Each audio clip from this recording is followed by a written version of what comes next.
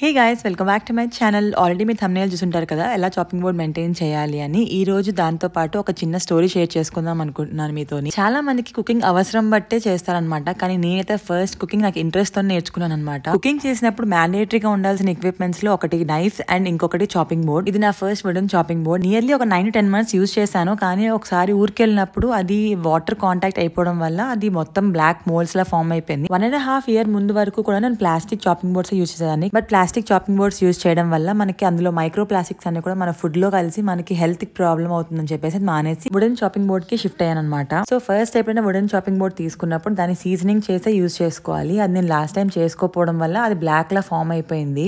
నా 10th class board exams అయిపోయిన తర్వాత నాకు కుకింగ్ మీద చాలా ఇంట్రెస్ట్ వచ్చిందనమాట. ఎందుకంటే ఈ ఇంట్లో ఉన్నప్పుడు అమ్మ వాళ్ళు ఆ కుకింగ్ షో చూస్తారు కదా, అండ్ ఆ రెసిపీస్ అన్ని కూడా నోట్ చేసుకునేదాన్ని. ఇప్పటికీ ఆ కుక్ బుక్స్ ఎక్కడో ఉండుంటాయి ఇంట్లోని, వెతకాలి. ఇంకా నేను ఫస్ట్ చేసింది డీప్ ఫ్రై ఐటమ్ తోని. అప్పుడు చేసింది తోటకూర గారెలు వడలో సంథింగ్ చేశాను. నేను కుకింగ్ చేశాను అంటే కంపల్సరీ నాకు ఎక్విప్మెంట్స్ లేనిదే అవ్వదు. సో ఫస్ట్ అయితే నేను ఒక 3-4 నైఫ్స్ అండ్ ఒక చాపింగ్ బోర్డ్ అయితే కొనుక్కొని వచ్చాను అనమాట. 3-4 నైఫ్స్ కూడా డిఫరెంట్ వెరైటీస్ ఆఫ్ నైఫ్స్ తీసుకొచ్చాను. వంట స్టార్ట్ చేసినప్పుడు చాలా మంది టీయో కాఫీయో వేడి నీళ్ళో అన్నమో లేదు అంటే మ్యాగీతో స్టార్ట్ చేస్తారు. అదే మనమైతే డైరెక్ట్ గా డీప్ ఫ్రై ఐటమ్ అనమాట. పెనం పెట్టేసి ఇంకా వడలు వేసేసాము. ఇంకా ఆ రోజు ఈవినింగ్ వర్షం కూడా పడుతున్నాం. ఈవినింగ్ వేడివేడిగా తోటకూర గారెలు వడలు, అది ఇప్పటికీ నాకు కన్ఫ్యూజనే, కానీ అది తిన్నప్పుడు అబ్బా లొట్టలు వేసుకొని మరి కంప్లీట్ అయితే అయిపోయింది. నా సెకండ్ రెసిపీ కూడా పెనం పెట్టాను అనమాట. అదేంటి అంటే మ్యాగీతోని బర్డ్స్ నెస్ట్ అండ్ సంథింగ్ ఏదో చేశాను. ఇంకా ఆ 2 ఐటమ్స్ సక్సెస్ అయిపోగానే మనం ఒక రేంజ్ లో ఎగిరిపోయాం అనమాట. అంటే ఆబ్వియస్ గా ఉంటది కదా, ఫస్ట్ వంటలే మనం పెనం పెట్టి అది బాగున్నది అని ఒక కాంప్లిమెంట్స్ వస్తే ఒక డిఫరెంట్ ఫీలింగ్ ఉంటది కదా. ఇంకా చాపింగ్ బోర్డ్ సీజనింగ్ వచ్చేస్తే ఫస్ట్ అయితే దానికి కవర్ పీకేసాను. దాని తర్వాత మనం ఆయిల్ రాసుకోవాలి. ఇది వెజిటేబుల్ ఆయిల్, మినరల్ ఆయిల్ ఏమైనా రాసుకోవచ్చు. నేనైతే ఆలివ్ ఆయిల్ రాసుకుంటున్నాను. మంచిగా ఫ్రంట్ బ్యాక్ సైడ్స్ అంతా కూడా మంచిగా ఆయిల్ తో దట్టించిన తర్వాత అది షైన్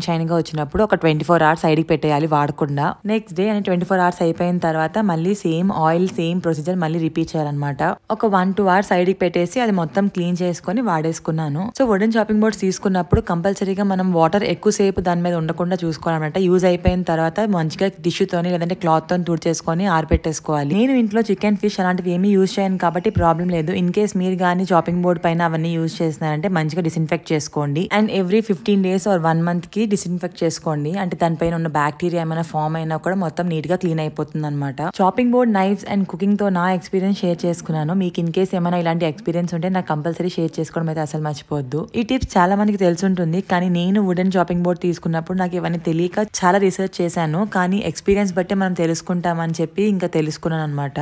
న్యూ చాపింగ్ బోర్డ్స్ కి ఎలా సీజన్ చేయాలి, ఎలా మెయింటైన్ చేయాలి ఏంటి అని చెప్పేసి నేను ఈ చాపింగ్ బోర్డ్ తో వచ్చిన మాన్యువల్ ని తెలుసుకొని మీ అందరితో షేర్ చేసుకుంటున్నాను. ఇంతవరకు వచ్చారంటే మీకు వీడియో నచ్చిందని అనుకుంటున్నాను అండ్ ఇన్ఫర్మేటివ్ గా కూడా ఉంది అనుకుంటున్నాను. నాకు తెలిసినంత వరకు మీ అందరితో షేర్ చేసుకున్నాను. See you in my next vlog. అంతవరకు చలో బై.